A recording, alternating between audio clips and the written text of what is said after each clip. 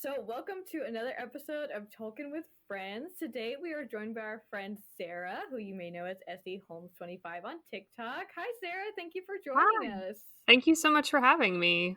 Is there anything you want folks to know about you before we get started? Mm-mm. Well, I'm just really excited to be here. Maybe I'll just say that, we met via TikTok and Yeah. just us both kind of talking about, books and movie differences and stuff. And you recently made a really excellent Hobbit series about the movie, and that was really awesome. I loved it so much. Thank you. That was the whole thing was kind of a surprise. I thought I was going to do one video where I just made fun of the Hobbit movies, and it turned into I forget 9 videos or something. It was like a video essay. Yeah, it really was. And I actually had a lot of fun doing it. So yeah, I mean, it was great because it's I think we don't see as many people talk about the Hobbit on Twitter and stuff, and I do know some fan accounts that use clips from it, fan edits and stuff, but as far as just like a general discourse about it, there isn't really a lot, I would say. I think a lot of people saw the movies and were like, oh, these are not good, and they just didn't want to talk about them again. Which, fair, you can have your opinion, but personally, I think they're worth a rewatch because, I've changed my mind about them. They're a lot of fun. Yeah, and I think that's the thing is that how you approach The Hobbit is pretty key, I think. Yeah, because I don't know, and I think that's something that we talk about a lot is that the beauty of adaptation, you don't have to just recreate the original thing as a one-for-one in a visual medium. You can like play with it and do different things with it, you know. And I think that there are a lot of parts about The Hobbit that are good, you know, Fandral. Got Lee Pace Stan over here. You're not wrong. Or I will take any scene with Gandalf in it. I don't even care what he's saying. Oh yeah, and Galadriel. Yes, and Bilbo for that matter. Yes. Yeah, Martin Freeman was. I mean, there was no other choice.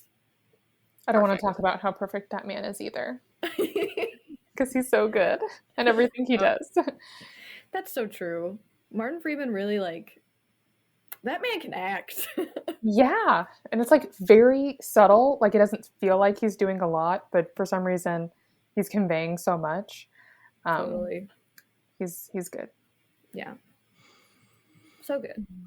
So, okay. So thank you for joining us. Thanks for having me. So today we're talking about 3 chapters, The Ring Goes South, The Journey in the Dark, and The Bridge of Khazad-dûm.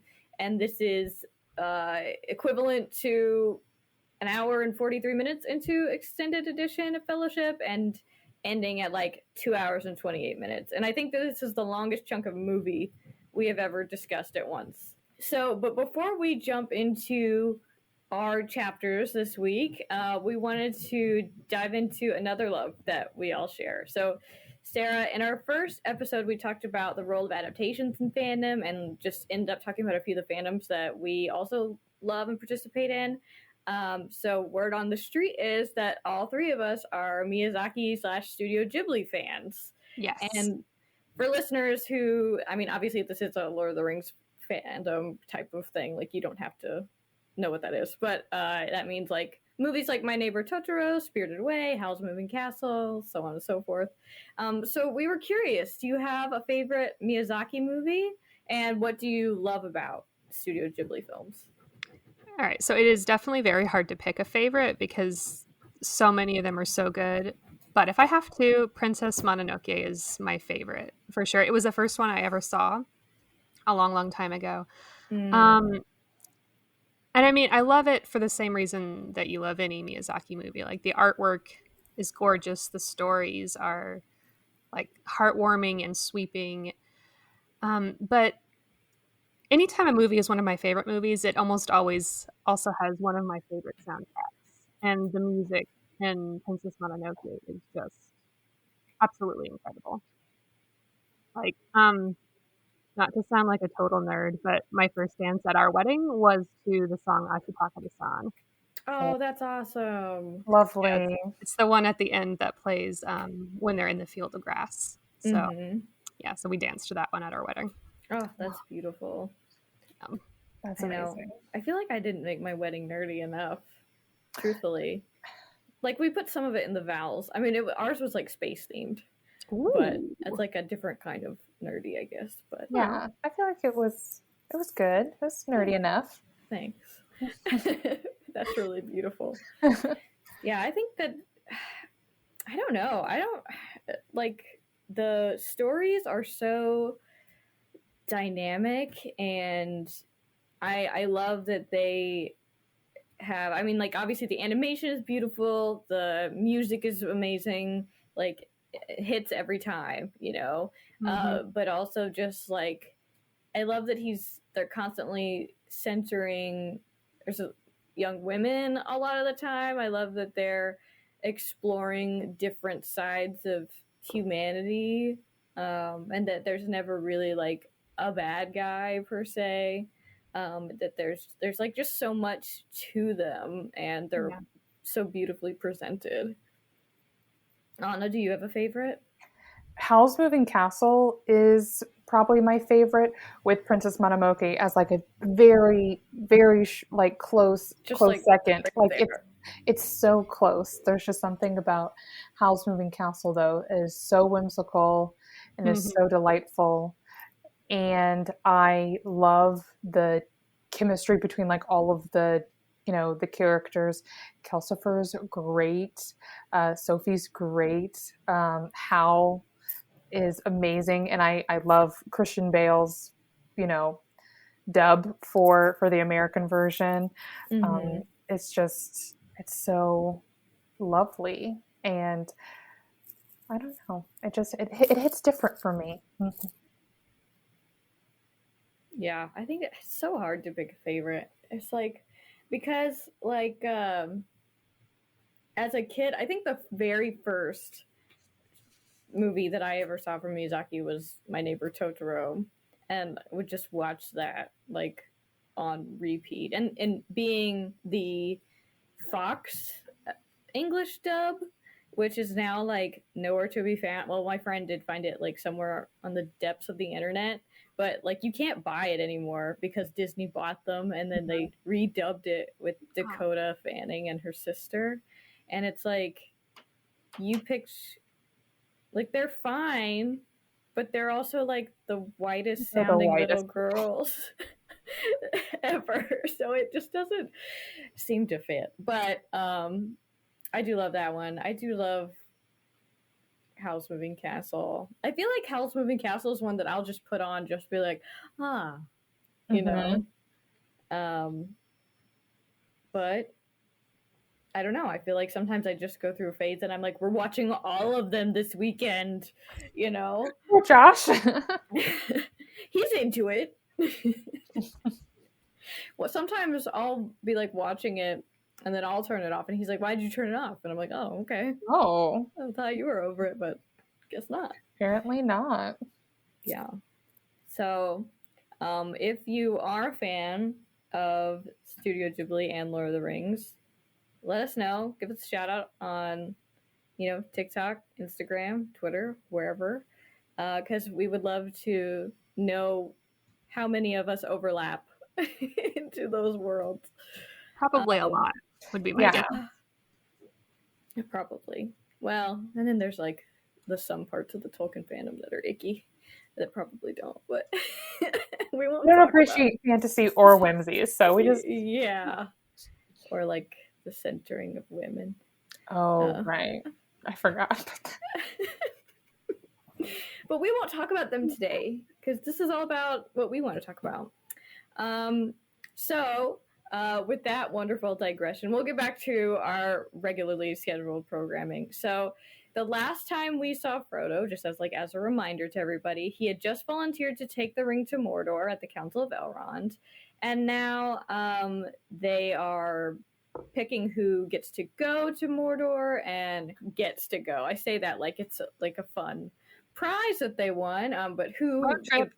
decide will get to go, and the next steps that they take to on their journey. So I think, to me, the general vibe of the next the 45-ish minutes of movie that we're talking about generally are pretty faithful to the book.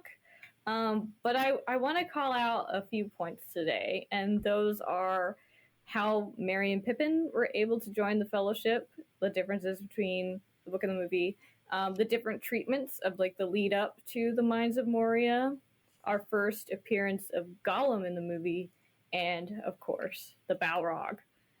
So Merry and Pippin first. So in the movies, Merry and Pippin force their way into the Fellowship in much the same way that Sam does. They just kind of like are like, "Hey, we're coming too," and they're just like volunteering at the right time. And as we point out a few times, I feel like this is a little bit of a disservice to the hobbits and really like many of the characters in the scene, because in the book, Elrond is essentially, he's picking out the members of the Fellowship. It's like very intentional that it's 9, and it's very intentional that it's representative of the free peoples of Middle Earth, right? Like he's like, okay, we've got Gimli for dwarves, we've got Legolas for the elves, Aragorn for men. Boromir's coming because it's like on his way, which is like the explanation that they give, and he's a valiant man. I think they have how they put it. Sam's going because obviously, and then he's trying to figure out who will get to go next. And Pippin is like, hey, but that doesn't leave any room for us, and they say that they want to go with Frodo, and Elrond responds with, that is because you do not understand what lies ahead. And I think, like, in the movies, we see Gandalf give Pippin a lot of shit all the time. But I love that in the book, at this moment, he backs him up. And he says, like, neither does Frodo, and talks about how if any of them knew, like, none of them would volunteer, and that it's better to trust their friendship than wisdom. And Elrond tries to keep them behind because, he does have some gift of foresight, and I think he knows that something's going to go down in the Shire. And so he wants to send them back to, like, warn their people and warn the hobbits, but eventually Pippin's determination wins out, and they do get to go and be a part of the Fellowship, which I think is an interesting contrast between the movies. Like, again, we see Merry and Pippin not like getting to like argue their case. They just are just kind of like swooshed in because they have to be in it, and I get it. Like, they're saving time or whatever, but we've done this multiple times to Merry and Pippin where it's like, yeah, you just go, like, run into you in a field. Now you're a part of the journey for the rest of the time. Volunteers at the council, even though do you think they were trying to imply that they were listening to the whole thing the same way that Sam was? Yeah. Yeah. So what do you guys think about the way that Merry and Pippin joined the Fellowship? I think that in the movie they used it as like some brevity. That they're kind of more of the comedic relief. We just had this really intense scene where they're like, oh shit, the ring needs to be destroyed, and orcs and scariness, and then they're like, okay, everyone volunteer to their death, and Merry and Pippin kind of are like, don't forget us, that sounds cool, where are we going again? So those are the vibes that the movie is giving, at least. Yeah. And I kind of appreciate that they're very like ride or die. They're kind of just dropping whatever and going along with it. I like it, but it certainly isn't as nuanced or three-dimensional as when they clearly have a ton of time to think about what they're doing and plan for it as much as is possible. So yeah, I like that the books, have more depth to their characters. Yeah, I think it's something that a lot of, like, I keep seeing this again and again, where there's several, if not many, people on the internet that really think that Peter Jackson presented to them exactly what the books were putting down. And I just think that there's obviously some nuance that was lost. And I really love the hobbits. I think that their role in the fellowship is like, obviously we get to see it grow, and I think that is kind of like a recurring thing that Peter's doing, is like where we start off with the character in one way and then they get to grow throughout the course of the 3 films. And I'm guessing that that's what they're kind of doing with Merry and Pippin as well, like the way Aragorn isn't sure about becoming king, whereas in the books he's like, hell yeah, I'm gonna be king. Like, well, not so much like that, but you know what I mean. He's definitely sure that he's just trying to figure out what way to go about it, rather than like trying to, you know, claim it at all in the movie. And then with Frodo and Merry and Pippin, I think that they're trying to set up this, you know, more innocent characters, and then they kind of grow into themselves a little bit, which I appreciate. But I do think that because Merry and Pippin are relied on so much for comic relief in the movies, that there is some of that of their character that is lost. Gimli as well. Yeah, For Gimli's also sure. a good one. Every time I reread the books, even just these 3 chapters, I kept thinking, man, there's so much nuance from Gimli that we lost in the movies, which is too bad. Yeah, it is too bad. It's and like the way that the kind of back and forth between Gimli and Legolas happens in the movie, it's like it's got a different vibe in the book, you know, like they definitely tease each other a lot more, I would say, in the movie, which, you know, is fun or whatever. And they do tease each other, you know, they talk about in near the mines of Moria, where they're trying to find the doors, and I think it's Gimli that points out that the doors are invisible, they can be invisible and you can lose them sometimes. And what am I saying?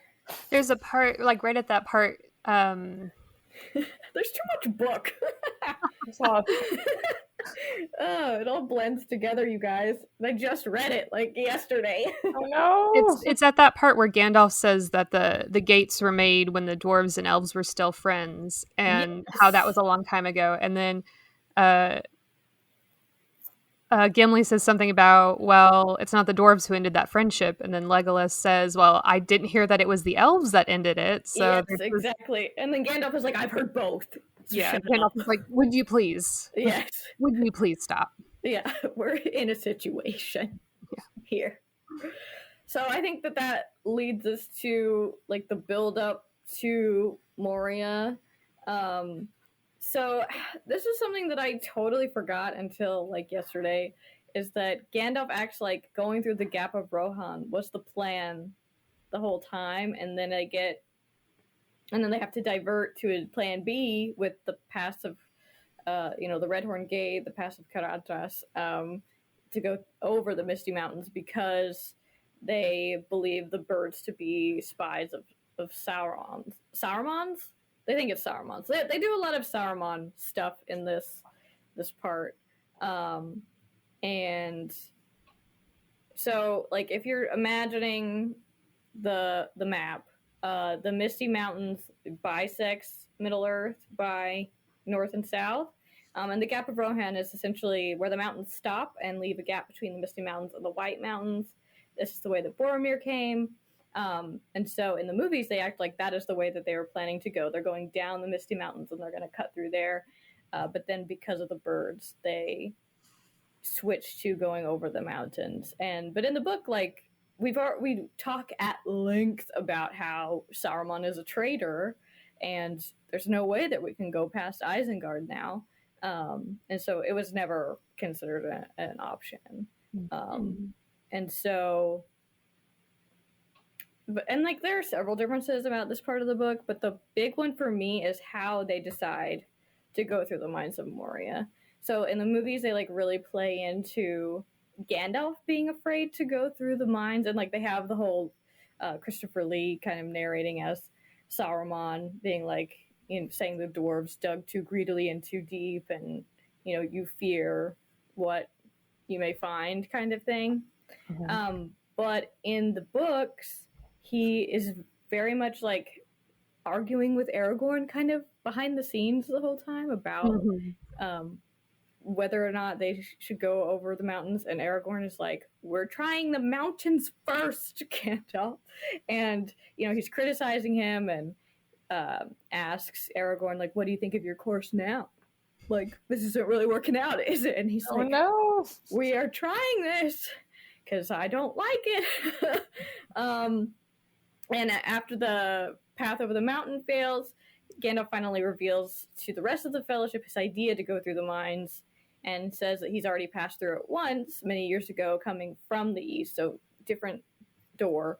But Aragorn protests, saying, I too once passed the Dimril Gate, but though I also came out again, the memory is evil. I do not wish to enter Moria a second time. But then when it's kind of like, well, what else are we going to do? You know, he does that in the movie, he makes Frodo make the decision, which feels a little unfair.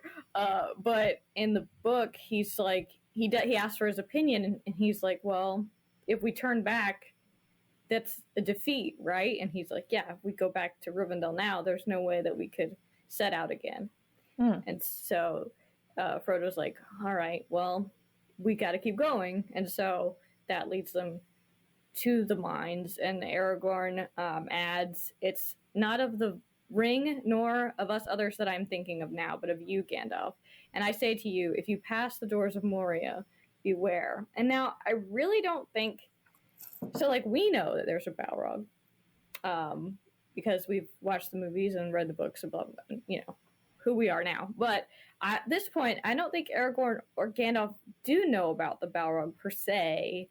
But it's clear in the text that both have an idea that something is up in Moria. What do you guys think happened when if they've both been through Moria before and they knew it was evil or something was not right? What do you guys think happened in there? Like when Gandalf and Aragorn went through? Yeah, and I think they went through separately many years ago. I kind of think, I mean, there's no proof of this, but I kind of was thinking maybe it was when Aragorn was looking for Gollum after he escaped and he was helping Gandalf try to look for him. I wonder if he went in there at that point and just encountered orcs. But that's just a guess. Who knows? Who knows for sure what it is? There's some good foreshadowing, though, that it might be a Balrog. And I noticed it when I was rereading, but right before they go up Caradhras, before they encounter the snow, Boromir says, let's gather some wood so we can have a fire. And Gandalf is like, well, we can't have a fire. And Boromir says, look, if it's between being discovered and freezing to death, we'll light a fire. And Gandalf says, but we must not use the wood, not unless it is a choice between fire and death. And I just kind of thought, well, it does end up being fire and death for you, doesn't it, Gandalf? Oh, ouch. I just kind of laughed a little bit at that part. Poor guy. Yeah. But yeah, I don't think Aragorn would have known there was a Balrog. Maybe Gandalf would have had an idea. Yeah. That it could have been that, but I feel like maybe that is the thing about being a Maiar, is that maybe you just have like a sense that like there's something here that is really not good, you know? Because I do think he is surprised once we get to that part, which I think we'll talk about in 2 seconds. But I do think it's interesting that both of them are like, know that it's spooky, and Aragorn's like, that's too spooky for me, and Gandalf is like, it's just spooky enough. It's fine. We'll figure it out. Because Aragorn does say, like, when they're worried later, like, once they finally get through the doors and Gandalf gets a little confused, Aragorn does reassure them that he's like, don't worry, guys, like, this guy he'll get us through this. Like, he's been through worse, and he'll get us through this, like, almost at the detriment of himself. Like, even if he doesn't, like, we probably will. So he's kind of still, like, harping on, like, it's like they know something bigger than all of them is there, but that, like, we're all kind of, like, fingers crossed that we don't wake it up. And in the movies, we're being sneaky, and then we do find out that, like, there's a butt ton of orcs there again.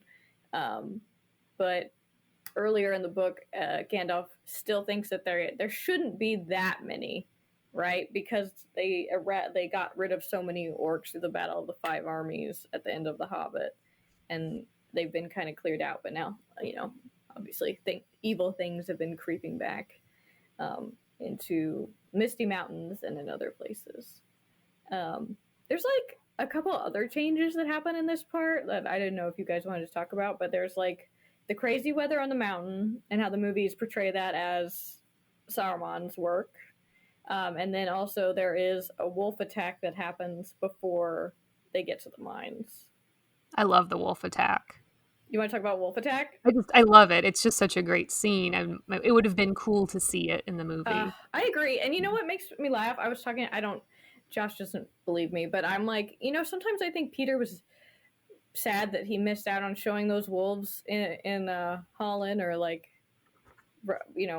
after they give up on the going over the mountain, and so that's why we get those extra warg scene in Two Towers. That's my theory. Actually, that's a really good theory. Because I feel like in most action sequences, Peter always takes it up to a 10, right? Like, he's always so ready to make those like really fun and like exciting, like even in the scene when they're in the chamber with Balin's tomb and they fight off all those orcs and the cave troll and all that, like that is I when I was rereading it, apparently they only killed like 13 orcs in that fight in the book. There were 13 bodies, and then a great orc chieftain jumps in and most of them run away in fear because of how great fighters they are. And then an orc chieftain is the one that comes in and surprises them and stabs Frodo. But it's like this huge like fighting sequence that we see with the cave troll and all that. So I'm almost surprised that he didn't do the wolf attack, because the thing about the wolves is that they're wolves, but there's something else up with them. So Anna, since you're our movie stand-in, I'll just try to, and Sarah, help me out here, but they give up on going to the path, going over the mountains, and they're too tired to go any further, essentially. And they know that the birds can see them, because in the movie, the birds only show up once, but the birds kind of hang out and are still like kind of keeping watch. And they're like, screw it, there's nothing we can really do about it. And then they find a place to rest, like on the crest of this hill that's kind of surrounded by some like withered old trees. And then they hear these wolves crying, and they're like, oh shit. So then they all kind of like gather up, they make sure there's fire, and then they're like staying out of the light, and then they attack, and then Legolas shoots a bunch of them, some through the throat. Gandalf sets all the trees on fire, and the attack it eventually is over. But then in the morning, there are no wolf bodies, but there are the arrows that Legolas shot. Mm-hmm. So Why? And there's no explanation. It just says, Gandalf just says, "It is as I feared. These were no ordinary wolves." Like, but it doesn't explain, were they apparitions? Like, it just... Yeah, and it's like, who sent them? Right. Because the movies really implies that everything bad that's happening right now is like Saruman. Mm-hmm. But at one point, Gimli says, well, the enemy's arm have grown long if, talking about Sauron, have grown long if he can reach us out here. And he's like, the enemy's arm has grown long. So I almost think that, and there's part of it, it's like, is the ring drawing just evil to Frodo, and they're coming out of the north or something? How long have they been tracking them? Can Sauron just send like ghost wolves to attack people? I don't know. I think that there's like a mysticalness to the enemies of Middle Earth that doesn't get explored as much in the movies. And the mountain, too, the snow on the mountain in the book, they say maybe it's like Sauron or Saruman, but they don't know for sure. And one of them, I forget which one, says that It could be just an older evil that's causing that the mountain itself is fighting them off, and it's just all supposition. So yeah, it made it neater for the movies to say, oh, it's definitely Saruman doing this. Yeah, and it's like, I mean, I get it. Like, it's an enemy that we can see. Like, and I'm never gonna argue about giving more stuff to Christopher Lee, obviously. And it's an enemy that we know, and I think it probably would take more explanation to be like, well, actually, because Gimli calls Caradhras the Cruel. Like, I think this mountain has a history of being a jerk, probably longer than Saruman having a history of being a jerk. So my theory is that it's the mountain doing it itself to just be like, get off of here. I don't know. Absolutely not. Oh. But I do understand why they do give it to Saruman, and Saruman over Sauron as well. Because I still think Fellowship were still kind of removed from the Sauron stuff. We start to see more Mordor stuff as we get into Two Towers, and particularly Return of the King. But it's good to kind of focus it all on Saruman at first, because he's like the first big bad guy they defeat. Yeah. Sort of over the course of the films, and then you defeat him, but then they immediately say, oh, but don't forget, he wasn't the really big bad guy. So now you have to focus on, as hard as this was, it's about to get harder. Yeah, absolutely. He was a good amuse-bouche. Yeah, agree. Evil. I wish we had gotten the wolves scene only. It would have thrown the pacing off. But what I like about it so much is when Gandalf just like explodes all those trees with fire. Yes. Because we see him with his fireworks in the Shire, and to sort of see like instead of like the cute fun actual reason why he's able to do that. He's good at fireworks, not because he likes fireworks. Well, maybe he does, but he's good at fireworks because he is a very powerful like fire wizard who can do all this. So it would have been cool to see. But yeah, I totally agree. Like, I get it, but like, if we're writing up a wish list of things that we could have seen, this is gonna be on there. And I would have liked to see Boromir just piggybacking the hobbits out of the snow. I know. So when they are so they stay on the mountain for like a whole night, essentially, like waiting for it to kind of stop, essentially waiting for the mountain to give them a break. And the Boromir does say, like, this is going to be the death of the halflings, and they don't have shovels or any tools, and so just Boromir and Aragorn just dig them out. Like, it's several furlongs. I don't even know how long that is, but it's quite a distance. And Legolas helps them out by just, like, trotting over the snow, because elves can just walk on Stand on top of snow. Yeah. And he's like, oh yeah, you only have to dig until here, and then it lets up. He does not help. No. He doesn't physically help. No. And Gandalf kind of teases him for it. Yeah. Which I like. So then he just like carries, and then Gimli gets on Bill the Pony to get out of it, and then the hobbits get carried out of it by Boromir and Aragorn. And it's like, this whole sequence could have taken so long if they wanted it to. For sure. So we get why they didn't, but I'm still like, Peter, we know there's a lot of things you didn't release. If you've got it somewhere, just send it to me, please. I wonder if they had to like control what they did so they wouldn't get like an R rating or something, because all of the things that intrigue me about items that are missing from the books are like creepy, more fight sequencey stuff that they could have just been worried about maintaining their PG-13 status, so they had to cut stuff just purely from a rating standpoint, because maybe it would have gotten too dark. That's possible. You could really make The Lord of the Rings into a horror film. I've never thought of it that way, but you're right. Yeah, they could have really leaned into how creepy some of it is. And I think to me, that's one of my best, like my favorite pieces of Tolkien's writing is when he's writing about the creepier stuff. Like he captures that creepy, like, sense of foreboding feeling, I think, super well. And you see it more when we get into Mordor, but I think Moria is like our first kind of taste of it. I think he's really good at it. And like with the Nazgul as well, he's very good at making. I'm like, ooh, like I don't want to be in the situation. That's for sure.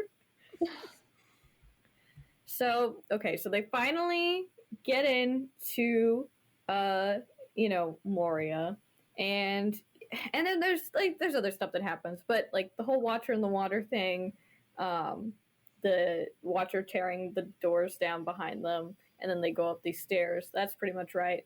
Obviously, he turns it up again to a 10 because it's Peter and he can't help himself. But like the whole, because they got it right as far as one arm grabbing Frodo's ankle and then Sam chops it like so that Frodo doesn't get taken, and then that's when they run in.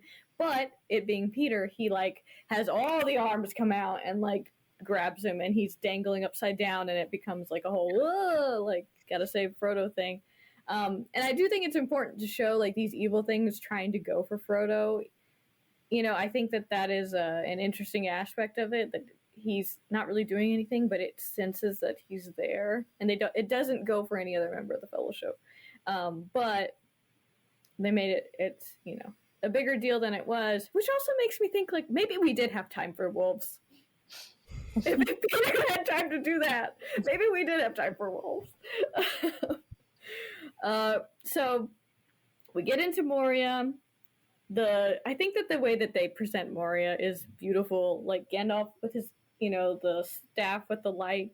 They do these like really interesting shots of, showing it being a creepy place, but then also showing some of the wonder of it. Like when they're talking about Mithril and the coat of mail that Bilbo has, and they show like lines of Mithril in the walls. I think that was a really beautiful scene. When Gandalf risks a little light and they show kind of one of those great halls of Khazad-dûm. I think that was really awesome. One of the best scenes in the entire trilogy for me personally. It's like the big. Yeah, when he risks a little more light is like it's jaw-dropping every single time. It's so good. I know, and like the way the music swells. It's just like a perfect combination of everything. Yeah, I would say. And it's just a beautiful beat between how scary and just how terrifying it's been and is about to be. It was just such a nice moment to take a beat and say, there are still beautiful things in this world, and everyone takes a moment. The characters on the screen and we as the audience take a moment to be like, wow, before it gets scary again. It's real. Yeah. And I think it's a good nod to the dwarves, like we've gotten to see Rivendell and like how beautiful that scene was. And obviously Moria isn't what it was supposed to be, but to show, to like be like, yes, like this was once a place where, happiness thrived and people thrived, in under the mountain, I think was good to show. Obviously, like, we get a little bit more of that in The Hobbit but not like a lot. There's just not a lot of dwarf stuff. So like, I'm ready for, I'm happy whenever we can have a little nod to the great stuff that dwarves are able to do. So, and then one of the best scenes, one of the most, I think, iconic scenes in the trilogy happens when they're in Moria. When Frodo finally gets a glimpse of Gollum, and the scene that originally happened in the Shire, which we've talked about a few episodes ago, I don't remember,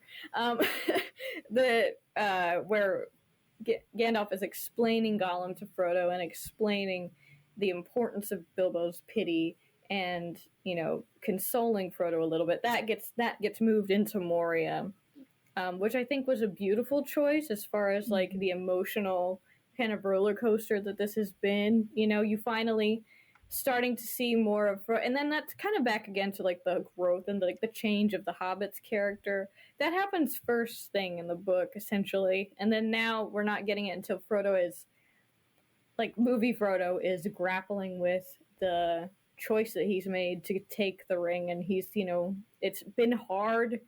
It was hard, and then they had a little break in Rivendell, and then it's been hard again, just like obstacle after obstacle. And Frodo is saying, like, I wish this had never happened, and Gandalf gets to say, so do all who live to see such times. And we have talked about this before, but Sarah, what do you think about moving that part of the conversation to Moria? I think it was a really good choice. If they had had that back in Bag End, we would have pretty well forgotten about it. There's like a lot of nuance that's packed into that conversation about reminding Definitely. that like the orcs are pure evil, but Gollum isn't. And so understanding that there are layers and different sides to the characters is important. And if we just had that back in Bag End, we would have forgotten about that, I think, as much by the time we got into Moria. So having that moment where they have faced the riders, they faced the Watcher in the Water, they've faced some, but I haven't faced orcs yet, but they've seen what orcs can do. You've sort of had all of these reminders of the pure evil that exists in Middle Earth. So to have where you're like, well, actually, Gollum is not a purely evil character. Is a good reminder to not be, like as Gandalf says, to not be so quick to deal out death and judgment. Right. So I think it's a good idea to put it there instead. Yeah, I wish that they had added just like one other little line for Gandalf to kind of emphasize that Gollum isn't beyond saving, because I do think that's something that a lot of movie fans miss. Like I think they try to do it, but there's parts of it where I'm like, guys, no, like seriously, like Gandalf multiple times is telling us that Gollum he has a part to play here, and so I get a little sad when I see fans that just outright hate Gollum, and I get it. On one hand, like, sure, he's not like a good guy, but he's the reason that we're able to succeed. Like, you know what I mean? Like, he is super important to the story, and I think that to just outright dislike him makes me a little sad. Mm-hmm. Yeah. So he also serves as a good reminder of what Frodo could become if he keeps the ring for too long. Mm-hmm. So it's good to see that kind of what effect it can have. Yeah, and that is one thing that Gandalf does get to talk about a little bit more in the books, as far as like, it's amazing that Gollum is it's obviously sad and it's not a good life that he's living, but it is amazing that he is still hanging on, like that he has not faded more than he has, that he still has, like, he talks about how he kind of enjoyed that conversation with Bilbo with the riddle game, a part of him starting to remember, the sunlight and the fish and the water, like the things above ground. And I think there's a part of Gollum that we don't, like, obviously at this point, we don't really get to see very much, but we do later on. I think we will get to see, like a little bit of softening of Gollum. So I love that. I do love that they moved it here, because, and having that little glimpse of Gollum, even more so than in the book, because in the book, like, we don't really see Gollum, but we know that Frodo starts to hear these like soft little pattering of feet behind them. He's like not quite sure what he's hearing, but like his senses have been heightened because of the Morgul blade stab that he got on Weathertop. So he can see a little bit better than in the dark than he used to, and he can kind of hear this little slapping of feet, and he thinks it's an echo at first, but then he realizes that if they stop, it goes on for a second, and then it like stops. And then at one point when they're resting, and Frodo is on watch, he sees like it's like these lights, like these 2 points, like eyes watching him from a distance, and he's like, I must be imagining things. Like, I must be so sleepy right now. Like, what is that? And then it goes away. And later, I think, was when we find out that this is Gollum. Like, nobody has mentioned Gollum really in the books yet. Yeah. But so I like that they give us a little bit more in the movies, because there's not really ever a time to explain that Gollum has been following him this long. Like they can't, like later they talk about it more, but in the movie it just like happens, and we see it rather than having it explained to us, which I think is probably one of the biggest differences between a book and a movie, obviously. So now we come to what is arguably one of the best parts of these chapters, is the encounter with the Balrog.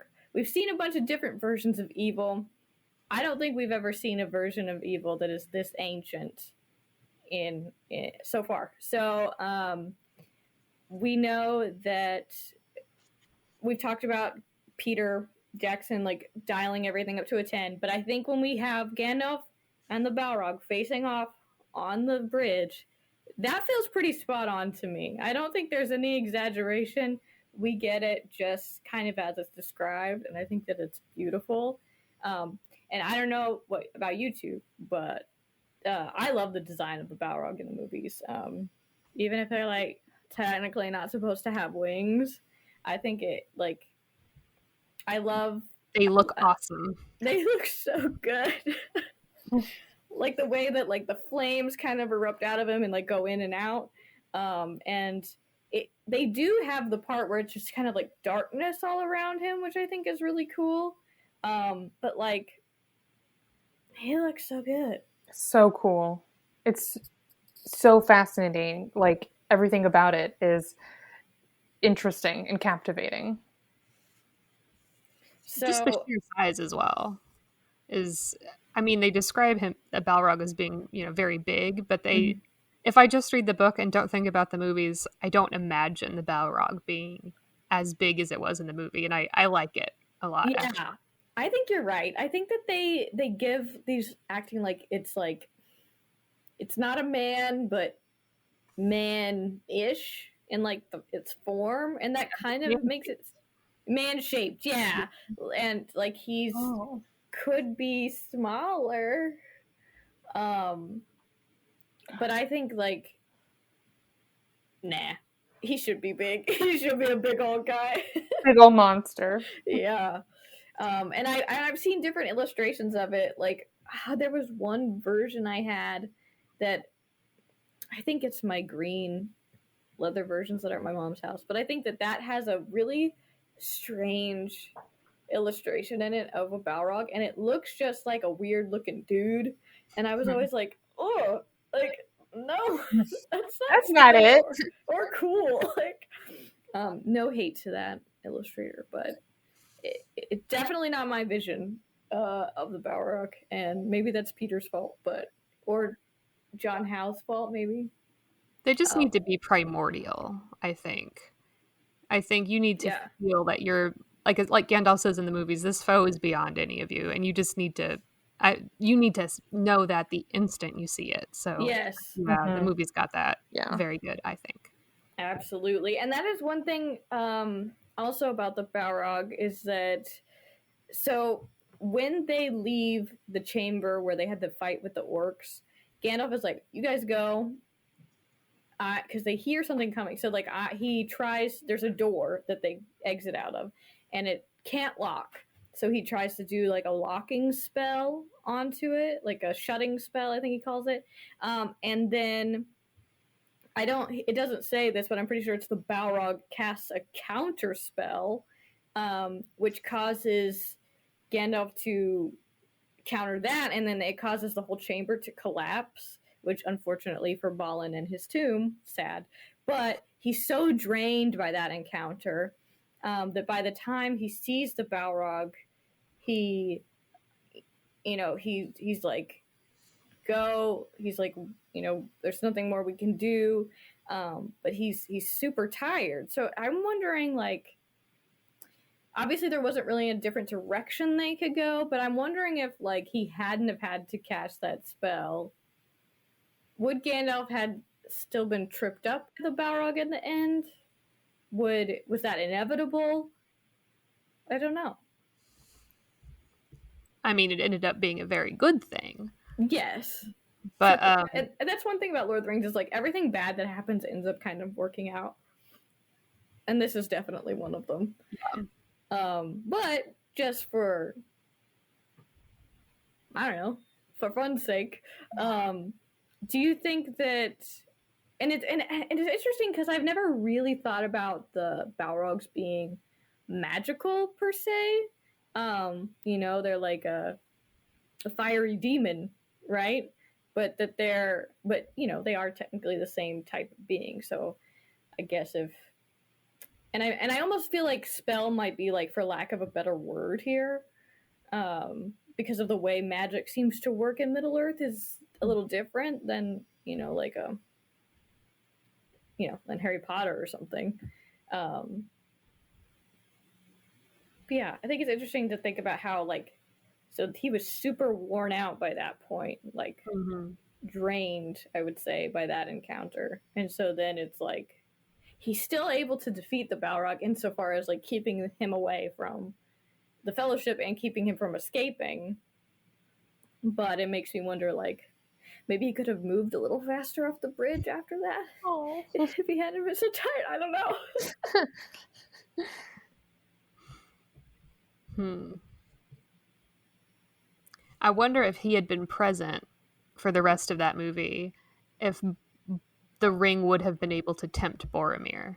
I wonder if Gandalf had been present, if that would have been enough to keep Boromir sort of in line. True. I'm just, this is just speculation at this point. Like, yeah, would that have? We love doing that here. Oh, yeah. That is interesting. Okay, so we have Gandalf. Say we get to keep Gandalf. I'm sure that Gandalf's plan was still to go to Lothlorien. I don't really have any doubt in my mind about that, because he kind of says it, I think, at some point, indirectly in some way. But so Aragorn gets them that far, and then that's where we start to see Aragorn being like really conflicted, because he wants to. I think that Aragorn thought that Gandalf was going to go with Frodo all the way, and so then Aragorn's plan was to go off to Minas Tirith with Boromir. Obviously, that gets tripped up with Merry and Pippin getting kidnapped. And of course, like, I don't know. I think the Fellowship was destined to definitely break at that point. I don't think it would have worked if they hadn't. I don't think the whole group, whether all 8 or all 9, could have gotten unseen into Mordor. Like, it had to have been broken up and just have the 2 of them get in with Gollum's help, because Gollum wouldn't have tried to get close enough to know how to get in if they'd all been there either. I don't think so. Yeah, I don't see how it could have worked otherwise. Yeah, so. I think you're right. But it's so hard to watch Gandalf die, even if we do get him back. But I love him so much. Oh, do you cry ever? Are you ever like? I'm sure that I do. It depends on probably the mood that I'm in. I bet I had to, when I was like, so I rewatch it, basically just trying to get the mood so that I can tell you the minutes that we're at. Like, I get it. I'm like, okay, so the book says they escape, but it doesn't really talk about the crying yet. But I feel like if I watch that whole scene of them, like, it happens, Frodo screams no, and that's like essentially where I had to stop it, like them like running away from the arrows. But if I continue the scene and like they're all crying outside of the Dimrill Gate, and you know he's like Legolas, get them up, you know, and it's like and like Sam with his head in his hands, I'm like, that can get me. That part gets you? Yeah, for sure. I hate that part of the movie where Aragorn makes them get up. I just like in the book they all just cry. Just let them cry for a minute. Oh. But they cry and they go look at the what is that lake or that body of water called? It starts with an M. Hang on. Yeah, Mirror. Yeah, Mirror. Yeah, that's too many R's. Sorry. Murmur. But that's like something that Gimli was really looking forward to seeing, but then it's like cast a shadow over it because now they're grieving a member of their fellowship being lost. But what's wild to think about is like we only lose people in Fellowship of the Ring. That's true. The rest of the Fellowship, they hang on for the rest of the time, and we get Gandalf back. But so it's like Not really. You just Yeah. lose Ned. You don't really lose anyone else. Yeah, poor Sean Bean. Yeah. But when you think about it, a lot more time is covered in Fellowship, whereas like all of Two Towers and Return of the King happens in like a month. From the time they leave Lothlorien to the destruction of the ring is a month. Oh, I didn't know that. Yeah. Isn't that insane? Yes. I don't know how long it feels in the book or in the movie. I mean, it feels like it feels longer. Yeah. Sarah, do you have a feel? It feels longer than that, I think, because especially when like the parts where Frodo and Sam are getting really just very dirty and raggedy, like the further they go on, I feel so bad for them. It feels like it's like it forever. takes so long. I'm like, please save them. I know. And I think that they are there. I don't know. There must be like I know it's technically kind of going, I guess it's kind of direct for them to go through the marshes to get to and most people go around. I don't know. I don't have a lot of spatial thinking. I think, Anna, you're probably better at that than me. Yeah. But yeah, I'm just like, I have no concept of time in Middle Earth anymore. Everything's just like boom, boom, boom, boom, boom.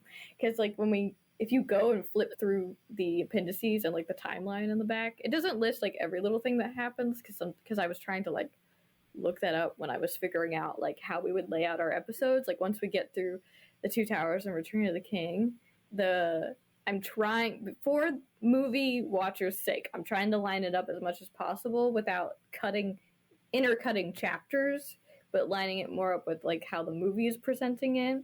So it's gonna get a little dicey, like where we're flipping in between books and stuff. And I say books meaning because each book of Lord of the Rings is divided in 2 books. So like this is like book 1 and 2, and Two Towers is book 3 and 4. And I don't know how else to explain that, but so that's gonna get interesting for sure. Sarah, is there anything else that we need to talk about in our journey from Rivendell through Khazad-dûm? So there was one thing that I noticed that I did say it's a small thing, but I thought it was interesting. So like Gimli and Legolas, like sort of the start of their, I think you can sort of see the start of their friendship. So they're bickering before they go into Moria, but then you get these moments where they sort of are speaking at the same time, and it's interesting to see that Tolkien is starting to like pair them together. When the orcs attack them in the room with Balin's tomb, they both they echo some of the words from the book. Yes, yeah, very good.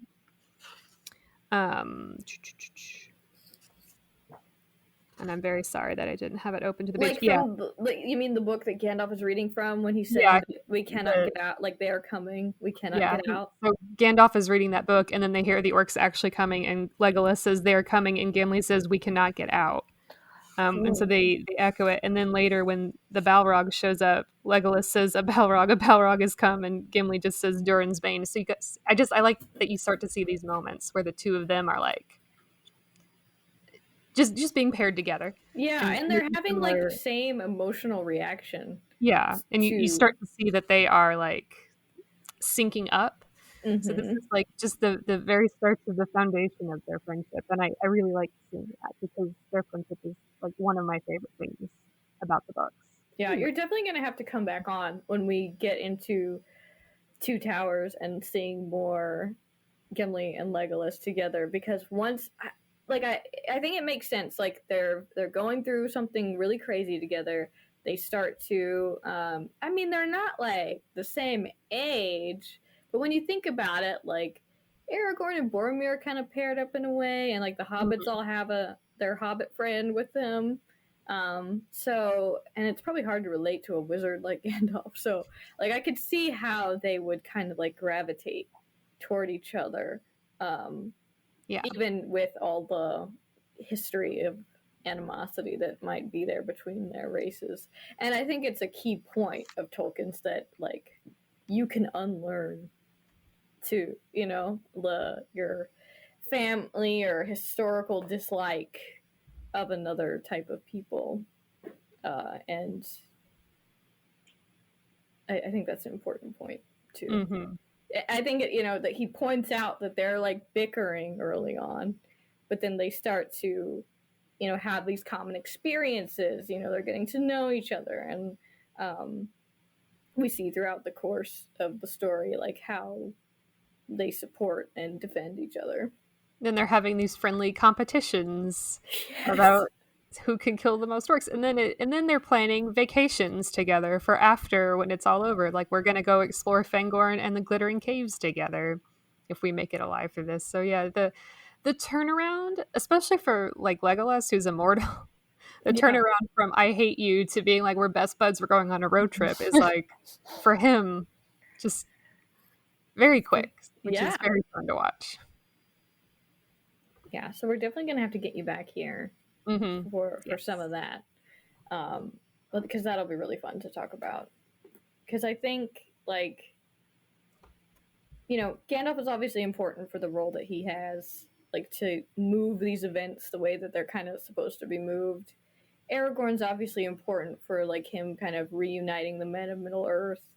The hobbits are important, not in, kind of, like, substituting that, like, everybody can, like, even when they're all broken up, and that they can do things that make a big impact, even when it feels small. Like, even if just waking up the Ents could feel small, but it has, like, a huge impact, right? Or befriending Gollum feels small, but it has a big impact, right? And then with Legolas and Gimli, I think that that's, like, a big commentary, or maybe not like commentary, but like it's like an example of how, like, we can get over ourselves a little bit, and like us coming together in like small ways and big ways, and how that can improve the state of the world. Maybe that's just me. I think you're right, and I think it's really nice to see them sort of doing that together. Yeah. So I think, okay, so where does that leave us? So we've lost Gandalf. It's the worst thing that's probably happened to us since we started this journey. And we are left essentially on the stairs at the end of, we've escaped just barely through Khazad-dûm, and now we're grieving. And the Fellowship we've kind of given you a preview of what they're going to do next, but, going to Lothlorien, figuring out what the next steps are for the group. And so next week is when we're going to see, we're going to take a pause in Lothlorien, because they do stay there for like a month. And we're going to dive into all of that, into all of the nuances of Lothlorien and the significance of that. So thank you so much for joining us, Sarah. This has been really, really fun. This was a great time. I hope I can come back very soon. Oh yeah, absolutely. Whenever you want. Door is open. All right. I'm going to, because we need to talk more about Legolas and Gimli, at least. Yeah, we definitely will. So stay tuned, y'all, and we will see you next time. All right. Thank you again.